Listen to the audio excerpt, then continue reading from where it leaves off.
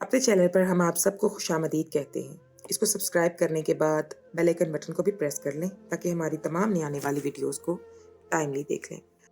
मेरा नाम बिस्मा है। मैं 19 साल की थी जब मेरी शादी कराई, लेकिन जब उन्होंने मुझे लड़के की तस्वीर दिखाई तो मैं फ़ौरन मान गई, क्योंकि वो बहुत ही ज़्यादा खूबसूरत था।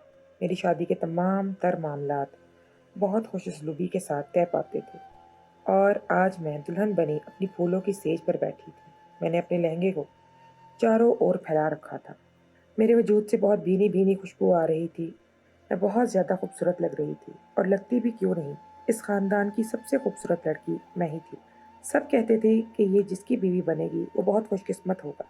और फिर मेरे लिए बाहर से रिश्ता आया था। मेरा शौहर सारी ज़िंदगी बाहर रह के आया था। उसके पास बहुत पैसे थे और वो पाकिस्तान आ गया था और अपनी बाकी की ज़िंदगी यहीं पर गुज़ारना चाहता था।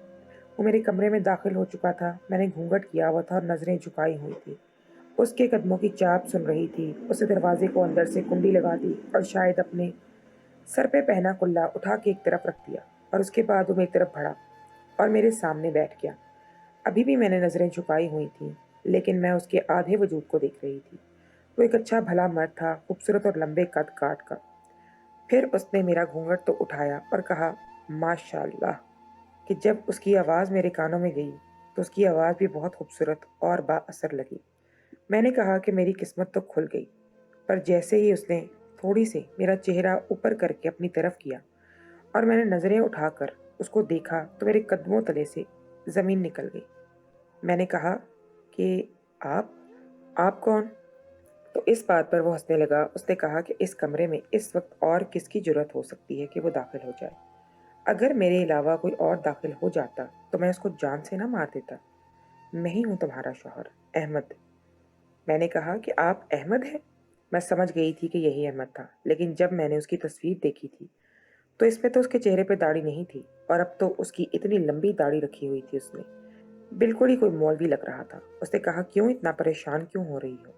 मैंने कहा कि मैंने आपकी तस्वीर जो देखी थी, उसमें तो आप मुख्तलिफ लग रहे थे। उसने कहा कि कौन सी तस्वीर देखी थी आपने? मैंने कहा कि वही तस्वीर जिसमें आप दुबई किसी शॉपिंग मॉल में खड़े थे। बहुत खूबसूरत लग रहे थे। आपने पैंट शर्ट पहन रखी थी और क्लीन शेव करवाई हुई। इस बात पे वो हंसने लगा। उसने कहा कि वो तो मेरी बहुत पुरानी तस्वीर थी, इस ज़माने की जब मैं दुबई गया था। लेकिन फिर वहाँ पे रहने के बाद मेरी सोच काफ़ी बदल गई। मैंने मशरक़ी अंदाज़ को बिल्कुल तर्क कर दिया और अब मैं अपनी ज़िंदगी के एक बहुत खूबसूरत मोड़ पे खड़ा हूँ। मैंने अल्लाह की तरफ से अपनी राहें लगाईं, तो अल्लाह ने आप जैसी खूबसूरत बीवी से नवाज़ा और अब हम अपनी ज़िंदगी को अच्छे तरीके से शुरू करेंगे। आएँ पहले 2 नफ़ल शुक्राने के अदा कर लेते हैं और इसके बाद अपनी ज़िंदगी का आगाज़ करेंगे। मैं आपको आपके सारे हकूक़ देने की कोशिश करूँगा और आप भी कभी मुझे इनकार नहीं कीजिएगा। वो बातें कर रहा था तो मुझे ऐसा लग रहा था कि जुमा का खुतबा दे रहा है। मुझे मौलवियों से सख्त नफ़रत थी। मैं किसी मौलवी की बीवी नहीं बनना चाहती थी।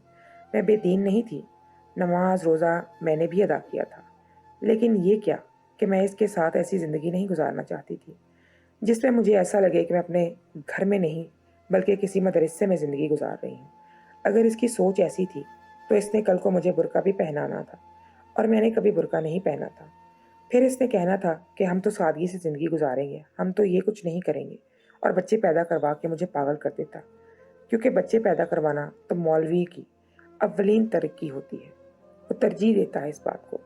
मेरे दिमाग में मेरी ज़िंदगी के सारे लम्हात घूमने लग गए, जो मेरे साथ होने वाले थे। अब मैंने सोच लिया था कि मैं अपनी ज़िंदगी को ऐसे नहीं गुज़ारूँगी। मैंने कहा कि मैं बहुत थक गई हूँ और मुझे नींद आ रही है। आप मेहरबानी करें, सो जाएँ। बहुत लंबी शादी थी। वो इस बात पे मुझे हैरान होके देखने लगा कि अभी वो कह रहा था कि नफ़ल अदा करते हैं और मैंने इनकार कर दिया। उसने कहा कि आप नफ़ल अदा करके सो जाइएगा। मैंने कहा कि ठीक है, मैं नफ़ल अदा करके सो जाऊँगी, लेकिन आप भी सो जाइएगा। मैंने उसे ये ज़ाहिर करवाया और जताया कि उसके अलावा अपने दिमाग में कोई बात ना लेकर आए।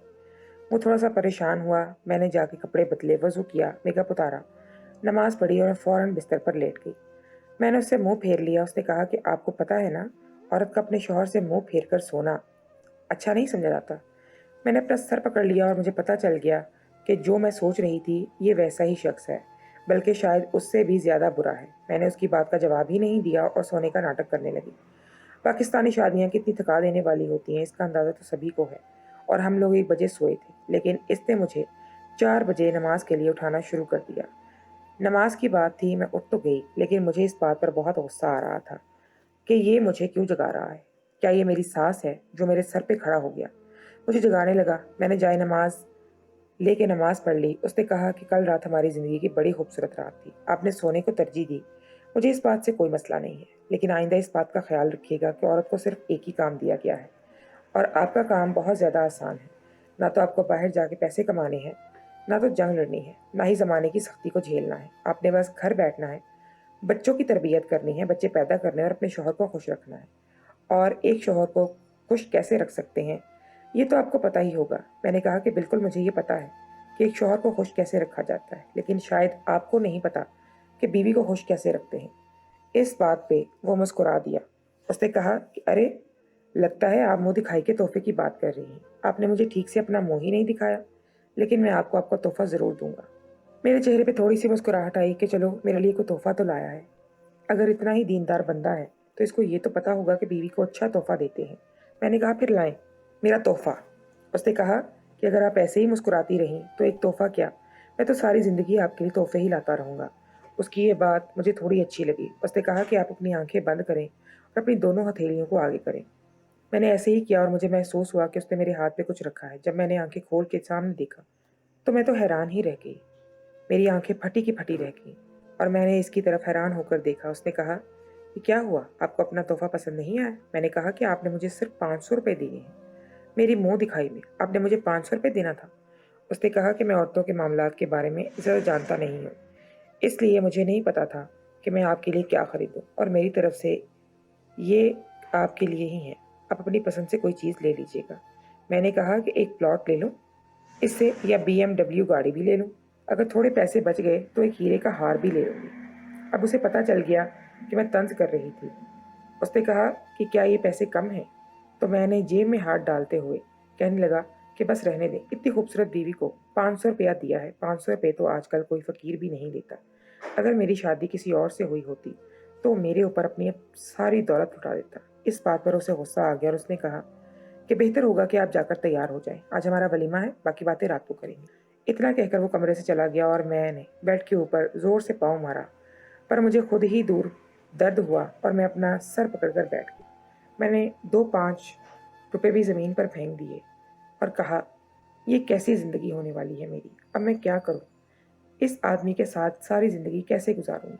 मुझे जो तस्वीर दिखाई गई थी, ये तो उस तस्वीर जैसा बिल्कुल भी नहीं है। दरअसल मेरी एक खाला की भी मौलवी से शादी हुई, और मेरी फूफो की भी, और मेरी खाला को वो इतनी सख्ती करता था कि एक दफ़ा उनको कहा कि बुर्के के बगैर बाहर नहीं जाना। उन्होंने बच्चा भी उठाया हुआ था, बुर्का भी पहना हुआ था, एक बच्चे का हाथ भी पकड़ा हुआ था, और इनका इतना बुरा हादसा हो गया कि बच्चों समेत ही उनकी हालत बहुत बुरी हो गई थी, क्योंकि उनको बुर्के की वजह से कुछ दिखाई ही नहीं दे रहा था। मैं ऐसी ज़िंदगी नहीं गुजारना चाहती थी। मेरी फूफो के शौहर भी इनके साथ बहुत सख्ती का मामला रखते थे, आने जाने नहीं देते थे, 5 वक्त की नमाज पढ़ाते थे और अपने हकूक़ लेने में सबसे आगे होते थे। वो जब भी बैठती वो यही कहती थी कि मौलवियों के तो दिमाग ख़राब होते हैं, इनको तो बस एक ही चीज़ से मतलब होता है, वो इसी को अपना हक समझते हैं, और समझते हैं कि बीवी को इसी काम के लिए इस दुनिया में लाया गया है। ना कहीं सैर करने के लिए लेके जाता है, ना फ़िल्म दिखाने लेके जाता है, ना किसी शादी में जाने देता है, घर से बाहर भी निकलने नहीं देता। हमारी तो ज़िंदगी बर्बाद हो गई। मेरी फूफो और मेरी खाला दोनों ही हम उम्र थी, और इनका मेरे घर में आना-जाना भी बहुत ज़्यादा था। मैं हमेशा इनकी बातें सुनती रहती थी। एक दिन मैंने इनको कहा कि आप लोग तो मुझे शादी से नफ़रत करवा देंगे। तो उन्होंने कहा कि शादी से नफ़रत नहीं करो, क्योंकि सब लोग एक जैसे नहीं होते, लेकिन किसी मौलवी से शादी ना करना। पर मेरी किस्मत भी है इन जैसी होने वाली थी। मेरे दिमाग में अजीबो-गरीब बातें गूंज रही थी।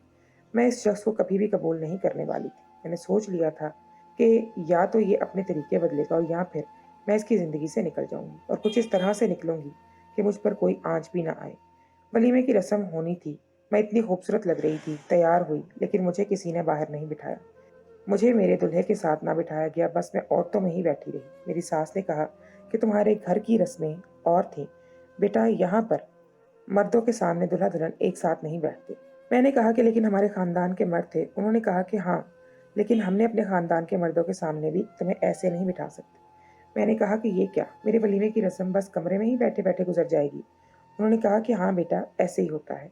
मैं बस कमरे में ही बैठी रही।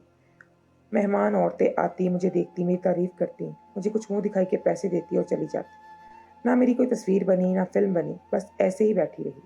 रात हुई तो मेरा शौहर और फिर मेरे कमरे से आ गया।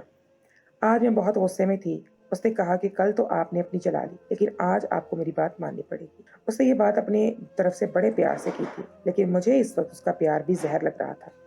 अगर वो मेरे सामने सोने का भी बन के आ जाता, तो मैं उसे कबूल ना करती। मैंने कहा कि मुझे आपसे कोई बात नहीं करनी। उसने कहा कि आप अभी तक मुँह दिखाई वाली बात से परेशान हैं।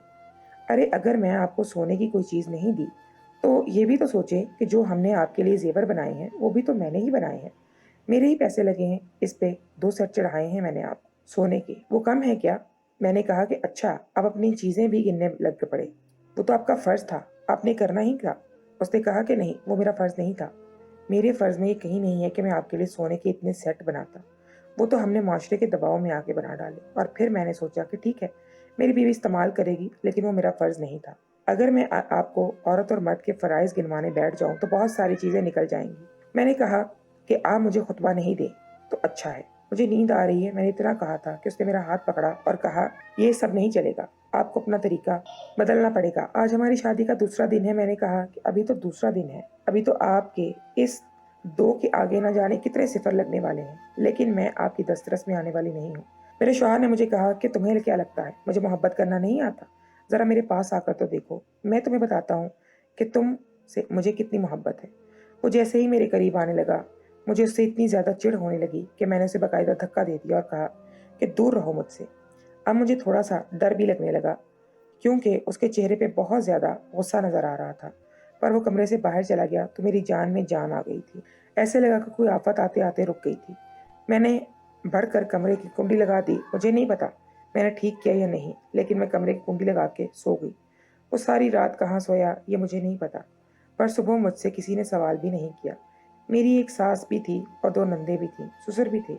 घर भरा हुआ था, छोटा देवर भी था, पर किसी ने मुझसे कोई बात नहीं की। मैं अभी मुतमईन थी।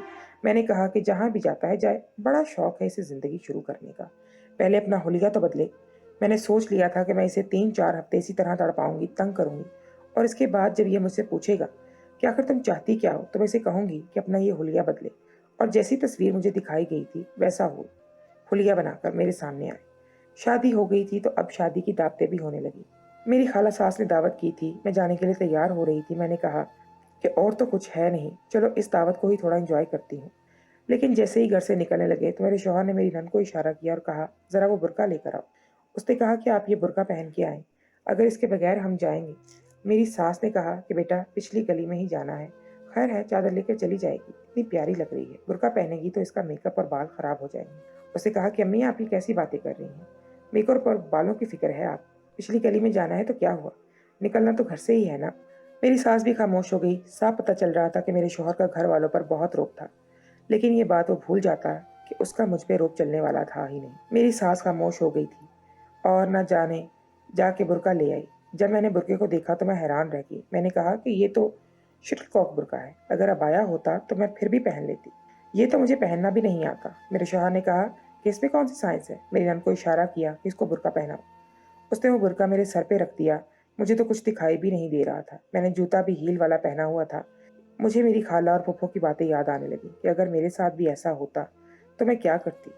क्या पता मैं गिर ही जाती? पिछली गली तक जाना था। गली भी पूरी नहीं थी। थोड़ा-सा रास्ता तो था। जब मैं वहाँ पे गई और मैंने बुर्का उतारा, तो मेरे बाल वगैरह सब खराब हो चुके थे। उनके घर में बच्चे भी थे, जो मुझे देख के हँसने लगे। फिर पर मेरे शौहर की खाला मुझे एक कमरे में ले गई। उन्होंने कहा कि बेटा तुम अपना चेहरा ठीक कर लो। मुझे बहुत बुरा लग रहा था, रोना आ रहा था। दिल कर रहा था यहाँ से भाग जाऊँ। दावत तो हो गई, वापस आ गए। अगली रात फिर से मेरा शौहर मेरे कमरे में नहीं आया। सुबह हुई तो मेरी सास ने कहा कि बेटा अहमद तुमसे नाराज़ है। कि अब मैंने कहा कि मुझे नहीं पता अम्मी, वो तो 2 दिन से कमरे में ही नहीं आए। उसने कहा कि देखो, शादी के शुरू के दिन में इस तरह की लड़ाई झगड़े होते ही रहते हैं, लेकिन इनको इतना लंबा लेकर नहीं चलना गा। तुम उसको मना लेना, क्योंकि अभी घर में मेहमानों का आना-जाना है। अगर ये बात कहीं बाहर निकल रही, तो बहुत बुरा होगा।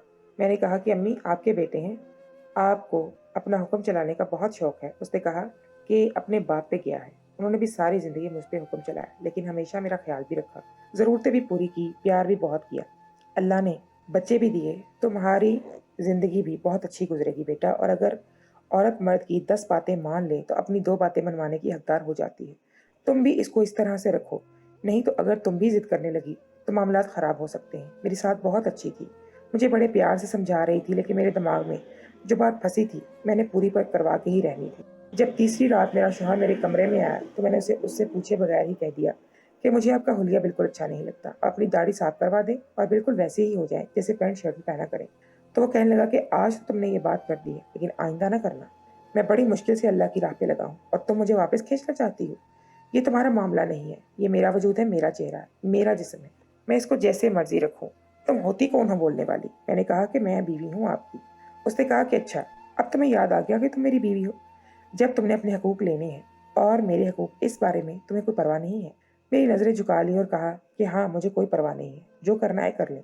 वैसे भी आप कर क्या सकते हैं। मैंने दरवाजे को ज़ोर से बंद किया और बाथरूम में जाकर खड़ी हो गई।